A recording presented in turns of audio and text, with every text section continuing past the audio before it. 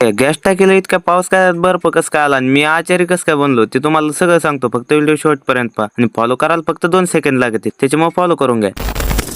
आमच्या इथं होता भंडाऱ्याचा कार्यक्रम आणि त्याचाच किराणा भरण्यासाठी आलो होतो किराणा दुकानामध्ये आणि त्याच्यात आपण गुळाची भेळ काढायला गेलो आणि पन्नीस पाठवून बसली. एक काम तर होत नाही पण 17 कुठानेच होऊन बसते. तुला तिथून फक्त गुळाची भेळ आणूस तर सगळा किराणा पॅक करून टाकला होता. सगळा किराणा घरी नेऊन तुला आणि तसंच सकाळी उठून 6 वाजता नीट निघालो भाऊ. जिथं आपल्याला कार्यक्रम करायचा तिथं सगळा किराणा नेऊन तुला आणि तसंच आम्ही निघालो भाऊ घराकडे. आंघोळ करून येऊस तर इथं सगळं स्वयंपाक सुरू झालता. ह्यो तर सावताल्याच भेळी टाकून देतो आता आतमध्ये. ह्यो काय पाहत होता, ह्यो तर बुरसुला चालला होता तिथं. आपल्याला लागलं भाऊ भांडे घासायचं काम. भांडे घासून घेतले आणि तसंच आलो भाऊ आपण आतमध्ये. आपल्यातला आचार्य जागृत झाला. नीट आपण कवच्या घातला रवा भाजा लागलो आणि तुम्हाला माहिती आपल्याची एक काम होत नाही पण 17 कुठे बसते. अर्ध तर मी खालीच सांडून दिलं. आत करते काय म्हणून यांनी डायरेक्ट सगळे काजू बदाम टाकून दिले भाऊ शिऱ्यामध्ये. 2च घंटे त्यांनी सगळा स्वयंपाक वगैरे करून टाकला होता. मग काय आता लोकांना पाणी प्यायसाठी आणत होतो जरा. आता भेटून त्याच्या ब्लॉग मध्ये लाईक फॉलो आणि कमेंट करून टाका. मग हा या गॅस टाकीला बर्फ कसं काय आला आता तुम्ही कमेंट करून नक्की सांगा बरं का.